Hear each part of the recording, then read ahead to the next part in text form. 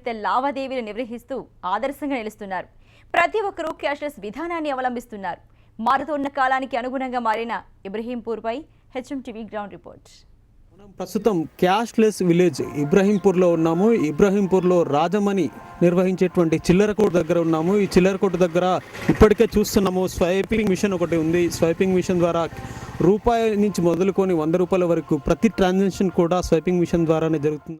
సిద్దిపేట జిల్లాలోని ఇబ్రహీంపూర్ గ్రామం ఓ ప్రత్యేకతను సంతరించుకుంది. మంత్రి హరీష్ రావు దత్తత తీసుకున్న ఈ గ్రామం అభివృద్ధిలో పరుగులు పెడుతోంది. 374 కుటుంబాలు ఉంటున్న గ్రామం మొదట్నుంచి అనేక ప్రత్యేకతలను చాటుకుంది. 100% మరుగుదొడ్ల నిర్మాణాన్ని చేపట్టి నిర్మల్ పురస్కారాన్ని అందుకుంది. తర్వాత ఇంకుడు గుంతలు, హరితహారం వంటి ప్రభుత్వ కార్యక్రమాలను పక్కాగా అమలు చేసింది.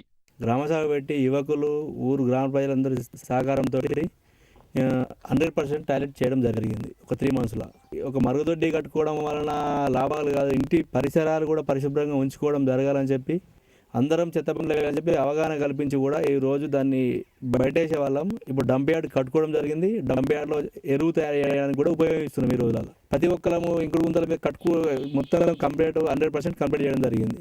నోట్ల రద్దుతో ఇబ్రహీంపూర్ గ్రామం నగదు రహిత లావాదేవీలు నిర్వహిస్తోంది. ప్రతి ఒక్కరూ క్యాష్లెస్ విధానాన్ని అవలంబిస్తున్నారు. ప్రజలకు ఇబ్బందులు రాకుండా గ్రామంలోని ప్రతి వ్యాపారస్తునికి స్వైపింగ్ మెషిన్ అందజేయడంతో పాటు గ్రామందరికీ స్వైపింగ్ మెషిన్ల పట్ల అధికారులు అవగాహన కల్పించారు. దీంతో ఆ గ్రామంలో ఏ షాపులో చూసినా నగదు రహిత లావాదేవీలే జరుగుతున్నాయి.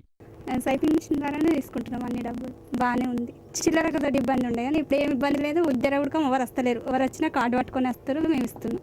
రూపాయి 2 రూపాయలు అంటే చిల్లర ఉంటే వస్తారు, లేకపోతే కార్డు కట్టుకొని వస్తారు అంతే. ఇటు వ్యాపారులు కూడా స్వైపింగ్ మెషిన్ల వాడకాన్ని జోరుగా కొనసాగిస్తున్నారు.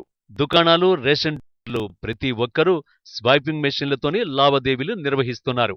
గ్రామంలో ప్రతి ఒక్కరూ నగదురహిత విధానాన్ని వినియోగించడం సంతోషంగా ఉందని ప్రజలు తెలిపారు. సమష్టి కృషితోనే విజయం సాధించామని గ్రామస్తులు సంతోషం వ్యక్తం చేస్తున్నారు.